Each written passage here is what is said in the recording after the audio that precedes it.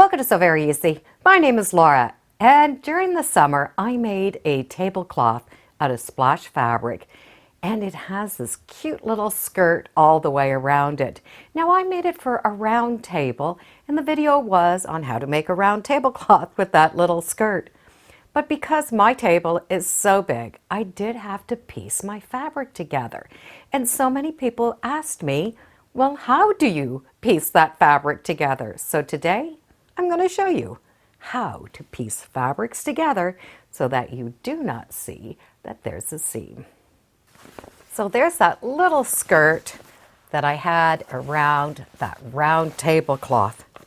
Right here, I did have to seam a little piece to make that circle bigger.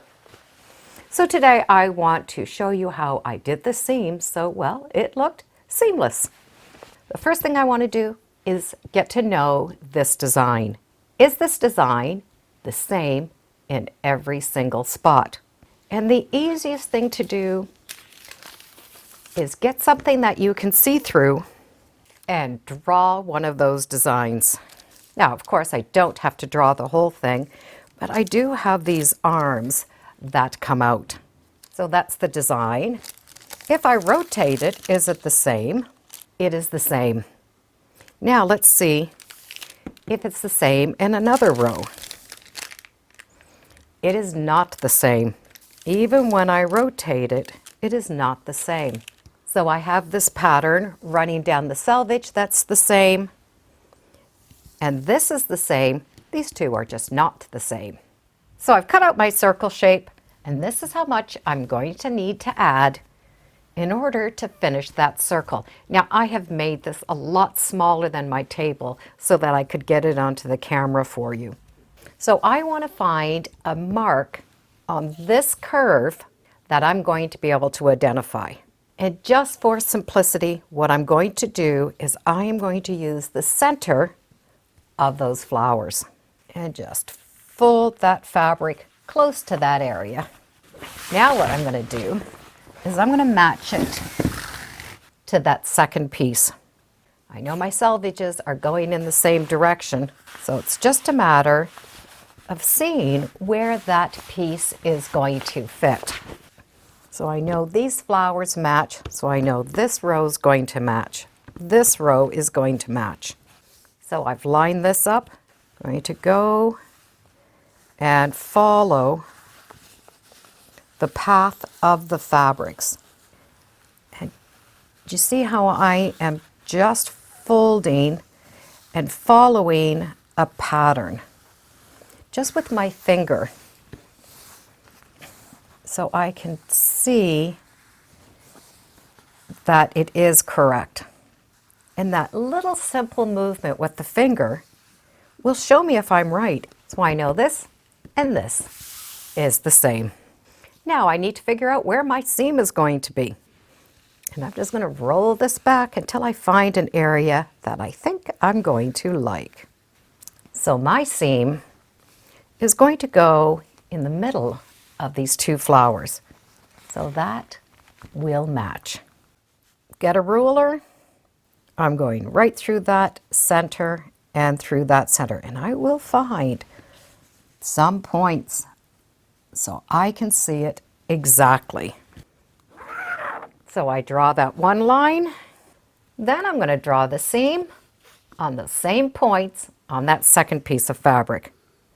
Now before I do any cutting, I'm going to check my work. I'm going to fold that back and I'm going to make sure it matches.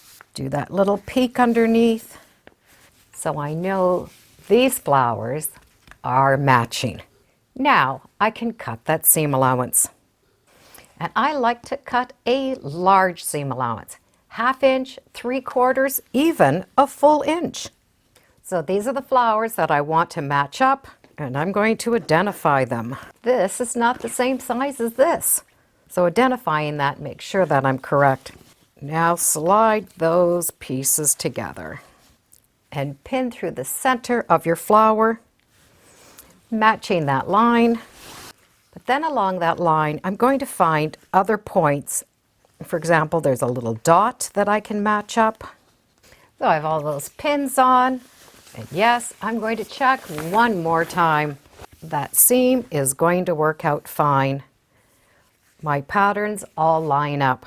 So now I could take it to the machine and sew on that line. So there is that seam. And I do have a big seam allowance in the back. Now from this side, I do like to go and press that seam open.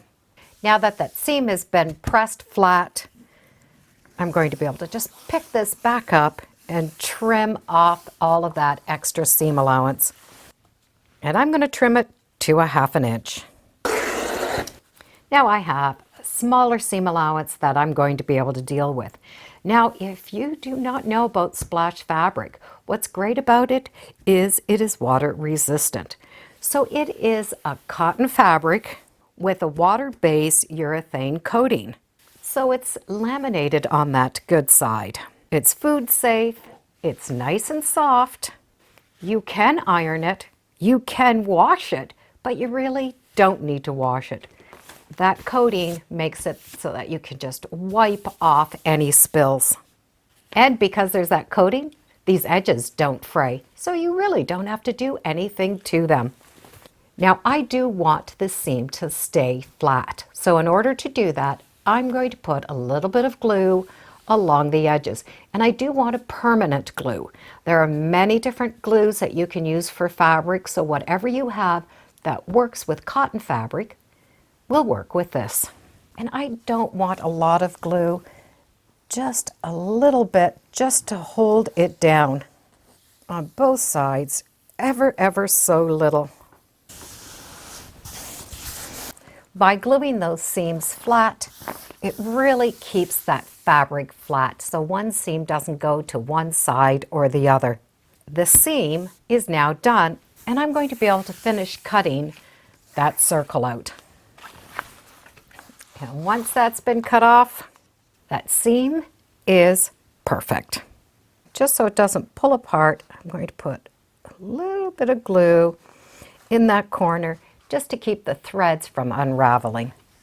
So to piece any fabric, it is all about identifying the pattern that we're working with inside of that fabric.